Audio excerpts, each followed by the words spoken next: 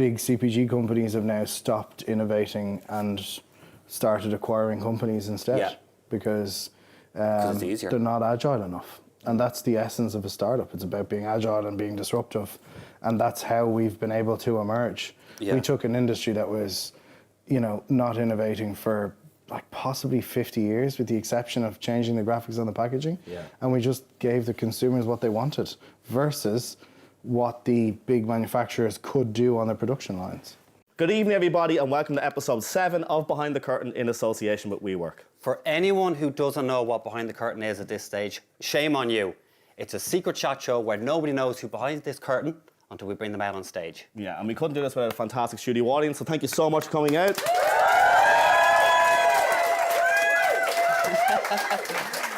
Also, we could not do this without a sponsor, so thank you so much, Sage, as well. Yeah, big round of applause, Sage. Thank you so much. Right, Christmas special. We made it to Christmas. We made it to Christmas. Who would have thought? So, who is behind the curtain for tonight's show? We dropped a few clues online, like we always do. The first clue, one of the entrepreneurs behind this curtain is the founder of the fastest growing food brand in the UK. Ooh, any guesses? Oh, No, that's wrong. No, wrong. Maybe next wrong. Right, our second guest is also a founder of a food brand, and she's in over 1,500 stores across the UK. Any guesses? Oh, close. Maybe. Oh, don't go ruining the show on everyone. I have a big, huge round of applause for Sammy from Strong Roots. And for Tara from MISSFITS Nutrition. Hey guys. Come on in. Come on in. Thank you guys. Thank you guys for joining us. Thanks for having us. Christmas special. I like your jumper, lads. Thank you. They're fake. Is They're it too fake. showy? No, you look gorgeous. A little You look bit too showy? gorgeous. We did say not to wear black.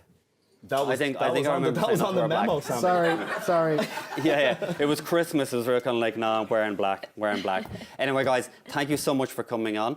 We know you guys are busy, especially building brands. So thanks again so much. Absolutely. Thank you so much. Look, well, obviously the clues that were dropped online, you guys are nailing it when it comes to food businesses, right? That's why we wanted to get you guys in the show. Tari, I want to start with you. Okay. We're going to go back to school for some of our younger viewers, right? When you were in school, did you see yourself getting into food, or what was school like for you? Getting into food. Is that what they say? When I was at university, I was probably the most, and I mean, I'm sure everyone else feels the same, you going out drinking all the time and you have no interest in health and fitness. I know you're drinking a water. Yeah, I know. Yeah. I don't drink beer. I do drink alcohol though.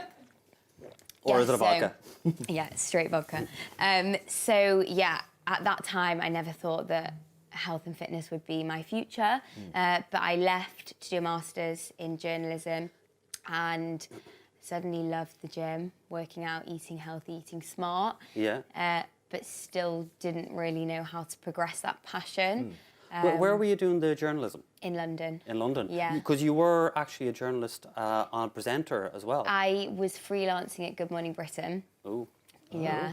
Don't you just go stay on the show? No, it was the boring overnight shift. So we're in the early safe. mornings. And yeah, it was actually there, super tired all the time, didn't really understand. I thought I was healthy, eating, healthy, balanced diet. And when I started to look into it, I realised that protein was what was lacking from my diet a lot.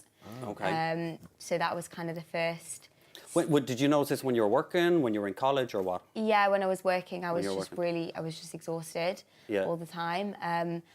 Speaking to friends, nutritionists, and realised that protein was one of the main food groups and I wasn't getting enough. Yeah.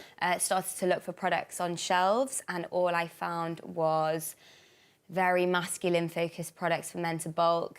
Thought I was going to turn into Arnie. Nice. Full of artificial ingredients, didn't understand what any of them were, with kind of ingredients as long as my arms. Yeah. And then meal replacement, regressive messaging, Beachbody ready, Miranda Kerr on a beach next week in Ibiza. That wasn't me either, but there was nothing filling that gap. Yeah, okay. It's funny, a lot of the founders we get in the show and we chat them, we always ask about, and it catches them off guard when we ask about school and ask about growing up, because no one ever really asks entrepreneurs that, right? It's all about what's happening now. I'd say like 90% of them aren't doing what they did in university. They're doing something completely different. Yeah. Off the wall. Because what do you do in college? I was in art college. I did fine art painting. I decided in... Thank you so much for the backdrop tonight. Really appreciate it. Yeah. I don't know why I was laughing. That was pretty good, thank you very much. Cheek. So you went on to food. My family's business was food. So I went off to art college in 2004 after I finished school, and I thought I wanted to be a painter, and then I decided I wanted to go into advertising and do visual communications and graphic design.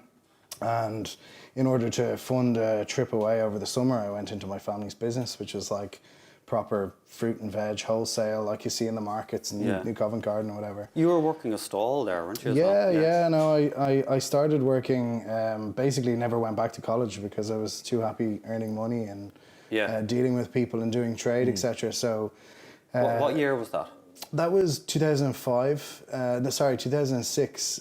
Started working in the family business, and basically worked there for the following 10 years. Okay. Doing various different things like trade and sales and marketing operations. Was the IT manager for a while, and then slipped back into sales and marketing as something that I really liked to do. And so the art college stuff, that was. Did your parents did not want you to go into the family? It was not they didn't want you, right? But is it more to go off and do what you want? There was no pressure, because a lot of time you see parents will say the family business is going well, you'll join, blah blah blah. And there's pressure to join a family business.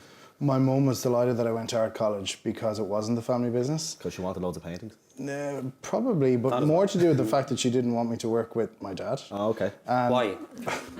For all the obvious reasons.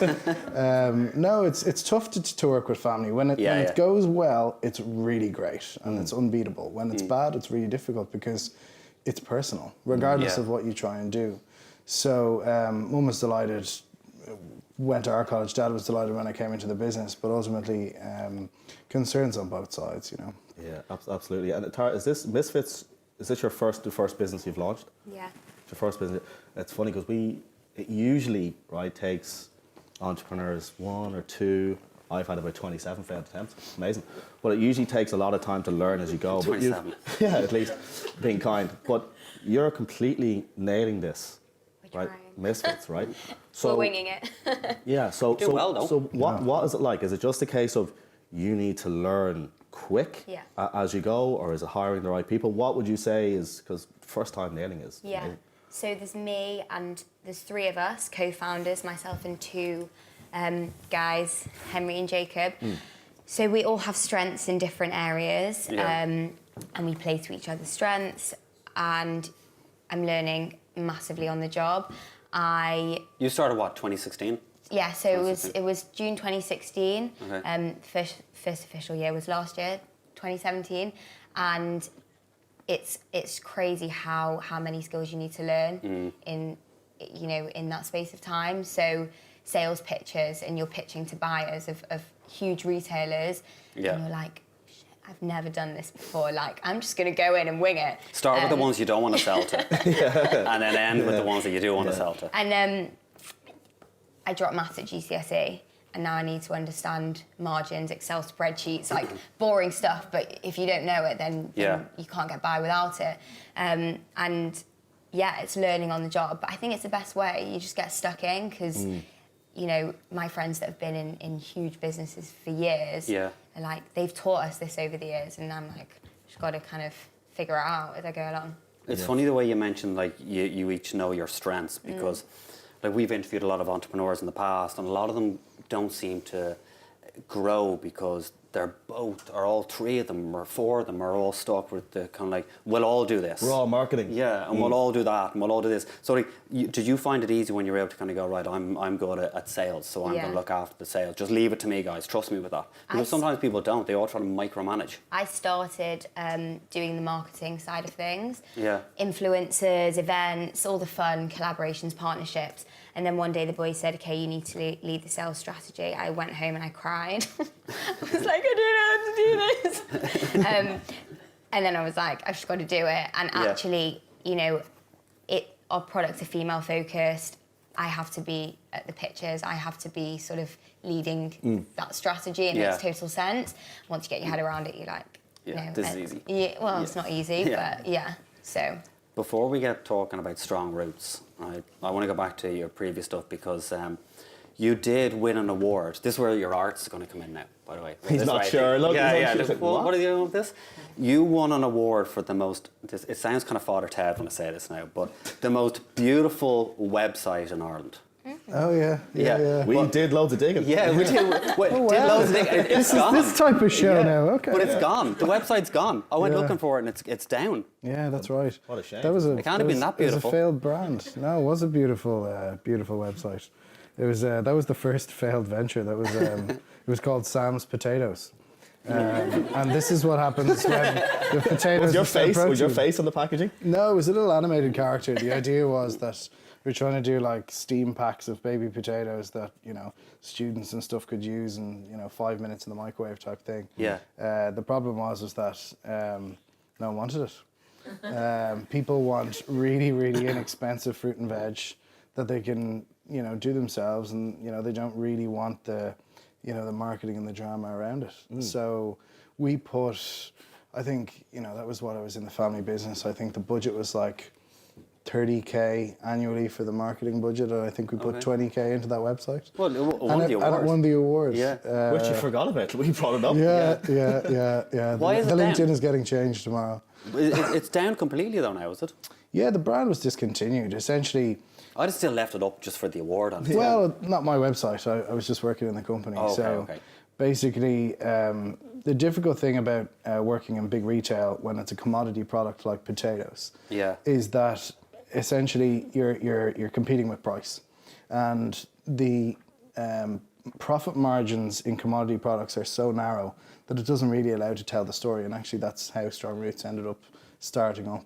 So when I realised that fresh produce wasn't going to be where I could tell the story, we moved. But we got to win a best website award before we did. Worth it. Yeah, thanks for bringing that up. There's a few other awards we have in here we'll mention later on. And in 1991, you actually... like, what? Yeah. Tara, look, we want to chat about the beginnings of Misfits, right? Because people get in their heads that they want to launch a brand and they want to do things like this, and a lot of foodies here in the studio audience and watching at home. Where did you start when you're starting a food brand like Misfits? Yeah, I've got your protein balls as well. I've got some more in the back. The plugs, here comes the plug. Here comes the plug.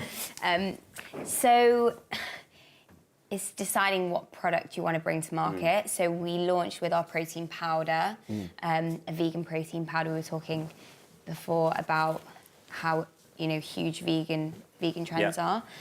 So we launched with a vegan powder. You've got to find an amazing supplier who... We were small, so they had to take a punt on us because often they want you to order huge quantities, and we didn't have a retailer that wanted to take the product initially. Yeah. How did you convince them to, if you didn't have the revenue, or didn't have the funds for a big order? Yeah, we were in discussions with, at the time, Holland & Barrett, and we were like, we promised you we're going to get them. We fortunately did. Yeah. They've just kind of got to believe in it, and it's a really great product. It's an all-natural protein powder, and a lot of the products on the market, as I said before, are kind of full of ingredients that people don't necessarily want to be putting in their bodies anymore. And this was sort of new, protein to sugar ratio, full of vitamins and minerals, and yeah, they took a punt on us. We were really lucky. It's amazing though, because like at the moment you can't go anywhere now without seeing protein, right? Like Mars bar is doing protein. Yeah. But if you look at even like No. grenade bars and fulfill bars, right? You go into any shop now and they're taking up the majority of space, where Mars and Snickers and Nestle and all that have spent years trying to grow and dominated it, and then all of a sudden it's just it's full now with all these protein bars, because even yogurts now are going down the route of protein, and people are seeing protein and they're going mad. It's in the gym, and so it must be a good time for you to get in, because obviously you're going after females as well. It's amazing. We like to call ourselves a wellness brand, so we're sitting in this sort of like holistic approach. So everyone is engaging more and more in their health and well-being, from what they eat to how they work out, sleep, mind. It's kind of this whole 360 approach. Healthy body, healthy mind. Healthy body, healthy mind. And the better you feel, the more productive you are at work, all those sorts of things. And with that comes just achieving optimum food and what you're putting into your body. And protein's one of the most important things there. When it comes to products like this, right, and I just have, what's it called, The Apprentice in my head, where they're trying to like make food products and they're all terrible. When you're starting something, sorry, apprentice people, when you're starting something like this, is it literally in the kitchen making up recipes? Yeah. Is that actually how you would start? So the powders, no, because I didn't make powders in the kitchen, but the balls, yes. So we launched the powders to market, realised that powders are still, to some people, perhaps a little bit confusing. So we needed a kind of a lower barrier for entry, still with protein. So I used our protein, made protein balls in the kitchen with dates and nuts and seeds and things like that. And then was like, these are great. These are less sugar than some of the other products, higher in protein. We need to bring these out ASAP before someone else does it. And that's where the Wonder Balls Did you start with the name Misfits? Yeah. You did? Yeah. Because you didn't start with the name Strong Roots, you didn't. It was Handy Foods. Yeah, pre-trading. We were Handy Food, and it was a kids brand, and it was in chilled as opposed to frozen. Oh. Okay. And it was for... Because it's not easy to change No, well, the I whole mean, thing. pre-trading it was a little bit easier, but we had done a lot of investment and work on it. Yeah. Yeah. What I wanted to do was try and link, giving away trade secrets here now. But Brilliant. basically, there's I feel that there's not an education part between baby food and adult food. So What do you mean? So you can get like pouches with mashes and purees and all that kind of stuff, which is kind of processed. And then there's a big distance between there and, fibrous adult food. The original way it looks, the original way it tastes, nothing added. And I felt that toddlers basically weren't getting an education in, I'd hazard that maybe 50% of the people in the room probably don't know what type of a plant Brussels sprouts grow on, or how certain vegetables like are grown in the ground, inside, etc. And people just don't know those things. Yeah. And I felt there was Basic an things opportunity. that you'd expect them to know. Well, things that are taken for granted in agriculture, but not in consumerism these days. So originally the brand was about bridging the gap from one to the other and actually showing things what they look like, what shape they were, and actually what the textures were, because in a mash or in a puree, it doesn't do it. And that was, when we started looking at the idea, that was sort of still while I was working in the family business in 2008. The world fell off a cliff. We were going to be looking for 250 grams of product for mums and dads for kids for like, £3-4 pounds. And we were just like, this is a terrible idea. We shouldn't do this now. And had 2 failed businesses before, so I knew when to say no. And then, it took about, whatever it was, 7 years to kind of sit back, see what the market needed and follow what the consumer wanted rather than what you wanted to achieve. I read that you invested 100,000 of your own money that you would save to spend on a house. Wife, So like, with having 2 failed businesses, were you with your wife now? Were you with her at the time when the other 2 failed? No. No. Okay. That was the trick. That's what, the only reason I ask is because, it's not easy to save 100,000. Well, depending on what you're doing, right? No, it's not. It's not easy to save 100,000, and knowing that 2 failed, to go, right, okay, do we buy the house or do we put it into the business? Because, like we were saying to you, Tara, is this something that started in a kitchen? Because you tried to grow sweet potatoes in Ireland. Yep. And everyone knows Ireland with potatoes. Where else did they come from? But Brilliant. Sweet potatoes, you couldn't grow them in Ireland. No, sweet potatoes are a root vegetable. So potatoes are a tuber, and sweet potatoes are a root vegetable, and also sweet potatoes is a vine that grows in the ground, and they need loads of heat. Which loads of Ireland light has. and loads of humidity, of which we have none. So we tried in a glass house, and it was relatively successful, but not commercially viable for outside, which is where big crops need to grow.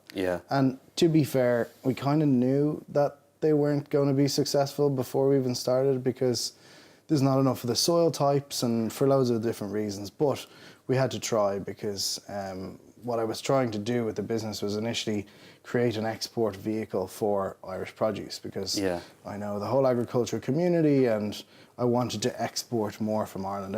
Ireland is a big exporting nation of technology and pharmaceuticals and food, Yeah. beef, dairy, etc. And Especially I wanted farming, to be yeah. part of that, but it wasn't possible. So we had to build a new business model, which was import first, and now we're looking at potentially manufacturing to export. Import to export.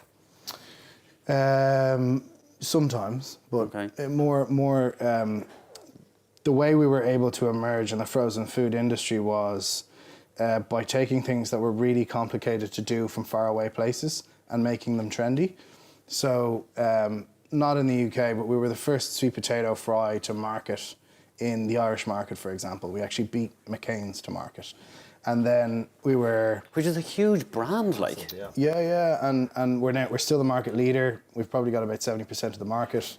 Yeah. They've pulled out a few times and tried to relaunch, and it just hasn't worked for them. So Do you think do you think that's because, like, some big brands just take it for granted that they have, like, the percentage of the market, like the big protein brands and the big food brands, like, you know, they're so used to having the shelf space that, a little startup isn't going to come along and disrupt this market. Yeah. And then all of a sudden you come along and you do, the bars come along, and then your product comes along, and now you're getting all the shelf space. Well, I mean, it's I can't answer for you, but big CPG companies have now stopped innovating and started acquiring companies instead. Yeah. Because it's easier. they're not agile enough. And that's the essence of a startup. It's about being agile and being disruptive. And that's how we've been able to emerge. Yeah. We took an industry that was, you know, not innovating for like possibly 50 years, with the exception of changing the graphics on the packaging. Yeah. And we just gave the consumers what they wanted versus what the big manufacturers could do on their production lines. It's interesting. Someone told us before that, you know, startup food companies that are on shelves, a lot of the time the bigger reps will come in from bigger companies and actually take the food off the shelves and let them spoil. That was you who told us that. I was like, don't bring that up. yeah. But is that the level that they'll go to sometimes? Because you had said that people do Nasty things, yeah. nasty things to try and... Well, like, I mean, it's great to talk about this because it's kind of the way that culture in bigger businesses needs to change to succeed. So what you've got at the moment is the only reason. So the story that I was telling the lads before was. Sorry for bringing it up, but that's okay. When we started, some of the other big brand companies had been shopping our product into trolleys in the supermarkets, letting it spoil so that basically we wouldn't have stock on the shelf to sell. And we found this in a couple of stores, and we addressed it with the stores and senior, retail management. And, I approached a couple of the brands and told them what their people were doing. And ultimately they're doing that because they're trying to meet unachievable goals. And the only way to do that is by, desecrating someone else's business. If that's the type of business that, big business does, no one wants to work for them because they're under so much pressure. Yeah. So companies in places like WeWork and, in environments that are better for people, work better. And it's just, they've already lost if that's the type of strategies that you're taking on. You were saying though as well that you had, I don't know if I'm allowed to say this on camera, but I'll say it anyway, just in case. Yeah. You had interviewed someone who actually came for a job application with strong roots, and you found out that they had done that to your product in the past. And you were kind of like why would why would I hire you if you're doing stuff like that, Yeah, that might have happened, yeah. Okay, might have, maybe not have. When it comes to marketing, you guys have nailed it. Tara, your promo video for Misfits is absolute gold. It's like Dollar Shave Club vibe. That was the vibe we were trying doing your own PR. A Dollar Shave Club, but more fun, Yeah. more vibrant. So was that like, we looked at Dollar Shave Club and you went, that's quality? We looked at loads of promo vids, and we were like, we're going to put budget behind it. We want it to be sick, and we want everyone to see it and laugh and find it funny. So we were looking, and Dollar Shave Club is just King. Amazing. And we were thinking about the story behind Misfits, and essentially, we're not for men to bulk up. We're not for women to lose weight through meal replacements. We are just great quality products that you can incorporate into your diet every day, and you'll feel better. How the hell do you portray that in a video in 2 minutes?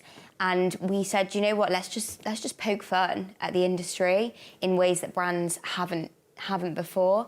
So we had I don't know if anyone's seen it, but we had these big hench guys in the gym, and I was like, it's not going to make you bulky. There's a skinny guy sitting there too, and I'm slapping them on the arse, and it's just tongue in cheek. I felt bad for the skinny guy. We paid him, don't worry. And Instagram, you're not going to look like the big booty models on Instagram with the tiny waist, because it's not reality, and people really warm to it. And what was amazing is when we posted it on Facebook and LinkedIn, we had a lot of views, and some of the big protein companies, the CEOs were looking at my profile, and I was like, I can't believe it. This is, they had seen it, and a few people had said, this is the type of messaging we really want to try and put across in the industry, but we've not been able to do it. So, yeah, we're really happy with it. How come you decided to do it yourself instead of getting someone else in? We did think about doing that, but we felt like it people like to hear, I think people like to hear startup founder stories. Yep. They resonate better with that. Yeah. And it saved money. You had said, though, well, there you go, you had to pay the skinny guy, I felt bad for him. But you had said, like, when you were starting off, like, you're starting this in a kind of like a home kitchen and things like you're now in, it's pretty impressive, like, you're both impressive in the amount of stores that you're in, right? Like, how do you keep up? Because you can have a product, right? And this kind of goes back to the whole Richard Branson thing. Just say yes and then figure out how to deal with it later on, right?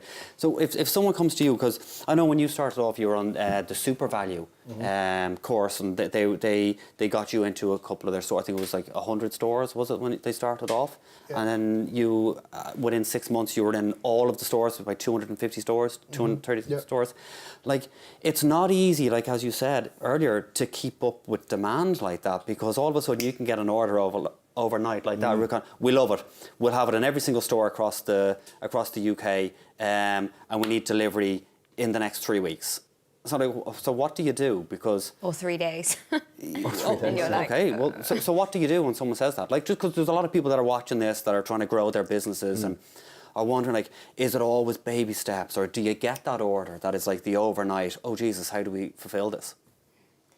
I mean, I guess the first order from any retailer is huge. Yeah. And so it's trying to forecast for that, which isn't always easy. We're working with Sainsbury's on they've just launched a wellness trial. Okay. So they've bought all the wellness products from the whole store, and they want the shopper's mission to sort of all be in one place if they're that way inclined. It's in 7 stores. So you think, 7 stores, what are we going to forecast for that? A couple of cases per SKU per store. Yeah. It was enormous, and my ops manager said, are you joking? Like, this is mental. So then we had, you have to ask for a little bit more time, because you've got to get, even if the stock's ready, it's getting it delivered and forecast. Because if you let them down, you could lose the order. Yeah. They are, I feel, quite good with startup companies. Okay. Some of them, because they understand that you're a bit more restricted than the larger companies. Yeah. So things take a bit more time. And I guess when you agree with them, you've got day 1 for day 7 rather than day 1 for day 3, and things like that. And just being honest with them and open with them and saying, we're not as big. Yeah, of course, yeah. So don't lie. but is there fear then, like, as well, is there fear then that they'll turn around and go, if you say you're not as big, that they might kind of go, oh, well, come back to us when you are. But hang on, I need you to be as big so they can fulfill these orders. So did you have problems like that? We were talking about this backstage. No talking backstage. It has to be kept for here. We were scared that the microphones would come on. We had an incredibly aggressive sales strategy because we couldn't buy less than an entire container of product. So hence the investment and everything. We had a warehouse with loads of product that we were like, we really have to sell this. We're not going to be able to eat. So all frozen. Yeah. But more to do with, we had like taking out some loan products with the bank, and it had to be paid back within a certain amount of time. So we had to basically keep it moving on their goodwill. So we got it into stores. Like you said earlier on, they gave us 20, and we were like, 20 is not going to cut it. We need more. They said, look, if you get it into 100 and you get it trading at a level, we'll give you more stores. So like 2 weeks in a van, door to door, sold as much as we possibly could to the 100 stores. Myself and another employee is still with us, and then they were like, okay, you can have all of the stores, and we're going to put you on our advertising campaign for Christmas. You're like, fucking hell, this is it. Yeah. So 221 stores, Christmas ad campaign across the nation. Me, sweet potato fries, feeding a kid. We were like, this Brilliant. is it, we're made. Gold. So went into the stores, January, massive sales, absolutely delighted. And then accidentally, their system knocked it off sale. And for the next 8 weeks, we didn't get any orders. What? And couldn't get anyone to put it back on, and had extra containers on the way. And Wow. they completely fucked it up. And it wasn't anything to do with what we had. And if anyone works in retail, and you'll know this better than anyone, if you're not on the shelf, something else gets put on the shelf. Yeah. And once you get it on the shelf, that's when the hard work starts, because you've got to keep it You have there. to stay there, yeah. And everybody else wants your space. I always related to real estate. You know, if you've got the shop frontage, you can do the sales, and if you don't, you can't. So we were off sale, and we'd lost our space, and basically we had to start all over again. Well, then, like, if you think of, like, the big brands, and I'm going to mention, like, Mars and Snickers and Nestle and all those, right? And then these protein bars come along. And, like, I can only relate back to a typical garage back in Dublin that I remember, because I went in, and it used to be, like, you know, your Twixes and your Marses and everything, and they were all up here. You know, making everyone hungry. At eye level, right? And anything that was a smaller company would have been down, that no one ever sees, and they're gathering dust. Where the whole top was protein bars, like protein bars everywhere, and the Snickers and the Mars and everything was down the bottom, and you wouldn't even look there. So you're coming in and going, okay, I'll get a protein bar, so, you know. But like the shelf space is king. Yeah. How hard is it getting into retail? Because you're the first frozen food company in Harrods. Yes. Congratulations. Yeah, thanks very big much. news. We're really proud of that one. It's amazing. How did that go down? Was that they contacted you? You contacted them? Like, very bizarrely, we actually didn't even know about it. My sales director's in the audience, and we have a really, really great distributor who does smaller central London premium stores, so like Whole Foods and Partridges and now Harrods. And they had been deciding, they'd been changing their food court, and decided that they wanted to select a few very, very premium, high-end brands to fit in with their new concept, which is mostly fresh food, to be honest. They have a vegetable butchery to fit in with the plant-based trend that's going on, and they have lots of great meats and cheeses and rotisserie chicken and stuff like that. And in the corner, a tiny frozen section with some ice creams and some strong roots. Amazing. So we were chosen on the basis of sticking to our guns and being premium, and not actually going out there and trying to discount the product. So it paid off, and it's been great for people. Yeah, brilliant. I was going to say as well to you, Tara, that you had said that you want to be the biggest female wellness brand in the world, right? Like In the world. But maybe I'm wrong if I say that. UK, global, whatever. You're doing extremely well at the moment, right? Because as I said, you're in over 1,500 stores nationwide. Like, if you do want to be the biggest wellness female brand in the world, what does that look like to you? Does that look like in every single kind of like health store across the planet? Yeah, so I guess digital is a massive strategy for us going forward next year, because it's a huge way to educate. Everyone's online and everyone wants to learn more, you know, especially as they're engaging more in their health and wellness. So it's in whatever way. We've got a really exciting NPD pipeline for next year. So we're bringing out a breakfast range in January, protein porridge, protein pancakes. And then beyond the protein, it's, as I said, things for sleep, mind, all those sorts of things, because wellness is 360, it's holistic, and you can approach it in any way that you want to.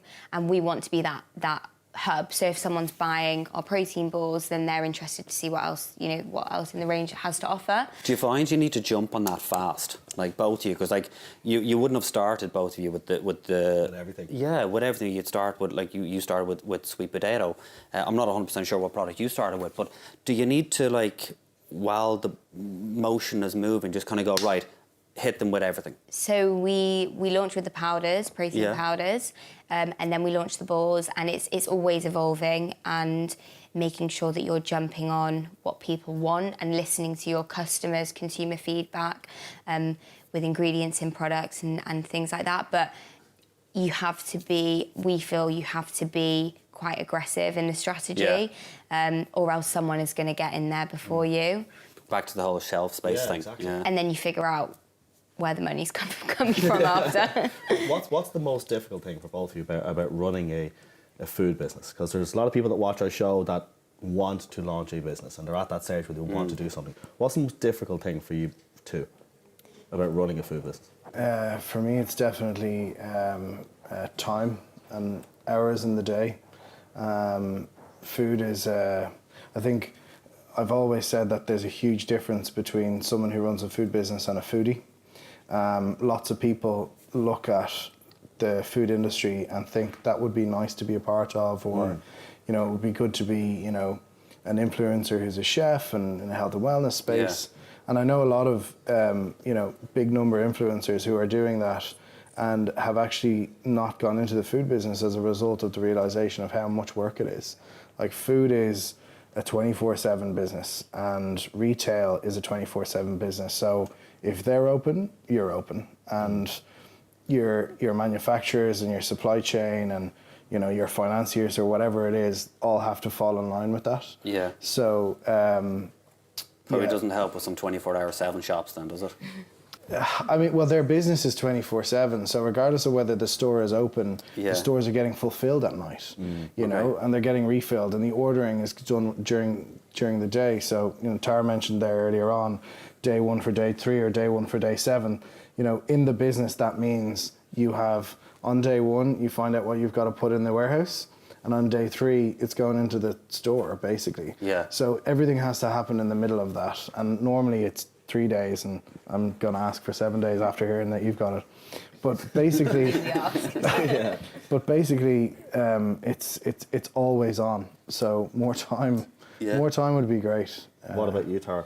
And I think people, it's very easy, you know, feedback that I get from friends or anyone that kind of has come across Misfits says, you know, wow, you're in Sainsbury's, you're in Holland and Barrett, you're smashing it, you're killing it. Yeah. But as you said, once you're on the shelves, you got to keep the space, and you've got to earn that space. And they want a rate of sales, so they want X amount of units sold per store per week. And if you don't hit that, then you've got to explain why you've not hit that. Yeah. And it's a constant process of how you can improve that rate of sale, how you can be in the best position on shelf. Because as you said, if you're not in eye line view, you're at the bottom of the shelf. People are time poor, they're not going to pick you up, they're not going to see you. And yeah, it's just constantly improving to get that sale where it needs to be. Yeah. Because you can bring on 10 different retailers, but for us, it's about smashing 2 retailers, because if you could lose all 10. Of course. So what is a typical day like for both of you? We'll start with you, Tara. Like, what is a typical day like? You wake up at what time, go to bed at what time, what do you do during the day? Like, how many hours do you work a day? So depends if I'm gymming in the morning. Say I'm gymming in the morning. Yeah. Prep my shake the night before. Of course. Misfits. Yeah, of course. Wake up 6, get to the gym 7 till 8, and then I'm in the office for 9. Okay. 9 till 6, unless I'm out and about for meetings. So it is a 9 to 6 that you kind of operate. 9 till 6 in the office, but you're always working around the clock. Yeah. Tomorrow night, for example, after work, we're going to, it's a run-through event, so they put on like 10Ks, 5Ks, half marathons throughout the year, and it's the best way for us to sample to new consumers and getting the products in the hands of people. So tomorrow we're going to a Christmas run in Olympic Park, sampling to 500 people. You're never switching off, and you've got. Well, you're here tonight. Yeah, we're here tonight. Exactly. How do you deal with when stress does come up and those retailers are at you about, you know, this, that, and the other? How do you deal with the stress? So I used to want to email back straight away and you know, try and resolve the situation straight away, but they have so much on their plate, and there's no one that cares as much about the business as you do. So they'll tell you what the issue is and then probably forget about it for a day because they're telling everyone else about what their issues are as well. Yeah. So it's not jumping the gun and sort of emailing back straight away and being quite, you know, I sometimes would get stressed and feel like I had to do it immediately. It's sitting back, figuring out how you can rectify the situation, what the strategy is going forward, talking it through. The boys are great. I'm a woman who perhaps hormones going up and down means I'm a bit more stressed at times than other times. And they, you know, we just rationalise everything through, and you forget about the problems once you've dealt with them. Everything seems like the biggest problem at the time, but you get through them. I think Sam's days are going to change now because you're now a father. Oh, congratulations. You know? So, Well done. yeah. So I've got to say, what is a typical day going to look like for you now? Changing now you have to work 9 to 6. Who knows? Yeah. Well, but what was it before you had a Dealing with child? shit What was in a it? different way, you know. I'm a night owl, so I would work late and get up What's late? later as a result. It depends on what's on, but as I said, time is extremely valuable. So Yeah. I only really start doing my own work after working hours. So I love working in the evening. Usually, you know, put the headphones on the couch, something on in the background, and clear the mails and do some strategy and figure out, you know, what's next for tomorrow or the week ahead. Do you do any mails during the day? Because we always hear it. No. No emails during the day. No, I have. 'Cause you're a busy fool I have doing a that. don't do list instead of a to do list. Okay. And you know, don't go on social media and don't do your mails and you know all of the other things that you know is habit are the things that you should do last. So What's on it? Social media? No, like yeah, like social emails. media and emails are the main two because once you get in, you're never getting out. You know? Yeah. So basically, I'll do all of that stuff in my own time, and at the moment it's usually in the evening. So trying to, you know, compartmentalize the day into half an hour slots and making sure we have two businesses. We have three businesses, one in Ireland and one in the UK and now one in the US. So it's very much making sure that you're spreading yourself around for all of the senior management and leadership team to make sure that everybody's got what they need and everything's going the way it should be. And continues to as well. So it's just about giving up as much of your time as possible. And when things start to get a bit stressful with you, because everyone has their own thing, some people... I drive. drive? Yeah, I'm a car guy. So like meditation is going on a 4-hour spin in the car. Like at 30 miles an hour? Yeah. Yeah. No, yeah, just driving, no radio, going for a spin, yeah. Brilliant. Well, look, Interesting one. it is Christmas. We normally have a game at the end of each of our shows, but we thought we'd get you presents instead. Unless you want to play a game. But maybe we should just... Yeah, so like, I just want to make sure I've got the right presents. Oh, got the right presents here. So yeah, I think this is for you, Sam. Thank you very much. And this is for you, Tara. And we'd like if you guys could open them on the show. It'd be great. Oh, okay. You know, so... yeah, we spent a lot of A lot of time. Wrapping. Yeah. You know, like we a weren't weighty gift. we weren't too sure what to get, so we just thought, there's only one way to find out what it is. You know, the suspense. I absolutely hate opening presents in front of people. Well, Brilliant. now you have to. You're on camera. You know, I hope it's good. it is. Of course, it's good. Drill bits. Oh, wow. It's got your drill bits. Hello. Yeah. You can Show open the yours, audience Tara. exactly what it was you Yeah, got. we put so much thought into that. Drill bit. Yeah. Put them to good Absolutely. use. Yeah. And what did we What get? together the baby's What did we crib. get, Tara? I'm glad that one wasn't for me. I don't know what to do with it. Probably was, but we Yeah, said it's no. mixed Maybe Sam could do I'm it. presuming I know what to do. Yeah. You're like, what is that? The suspense here again. It's a can Yeah. of Oh, baked beans. Kind of baked yes. Yay! Can of baked beans. Thank you. I love baked beans. So the backstory is we went in to buy these Santa hats and we said you buy your presents, but we were in Lidl and that's Yeah. all we could pick up. Also, we said we knew you wouldn't be happy with those gifts, and we knew the audience wouldn't be happy with those gifts. So we actually bought you real gifts. Yeah. Which, Sammy, you don't have to open in front of I'm everybody. worried about the back meaning of drill bits. Yeah. Is something falling down? Is something falling apart? These you don't have to open on the show, and yeah, that's for you. Thank you so much. Thank you so much for joining us on today. Pleasure. Thank you And so also much, thank guys. you, Tara, for joining us on the show. Appreciate it. Guys, we'd like to thank everyone Thank you for so much coming for along. coming. Really Thank you appreciate so it. much. Cheers. Also, we would like to thank Sam from Strong Roots for coming on the show. Thank you so much, Sam. Thanks so much, Sam. Tara, thank you so much for coming on the show. Tara from Misfits. Also, thank you to WeWork for allowing us to do the show in their beautiful location. And also as well to our sponsor, Sage. Thank you so much. Guys, make sure to come along to the next Behind the Curtain. We're going to have 2 more secret guests on the show. Who might they be? Who knows? Enjoy your Christmas, guys. Thank you so much. Bye-bye. See you in the new year. Brilliant.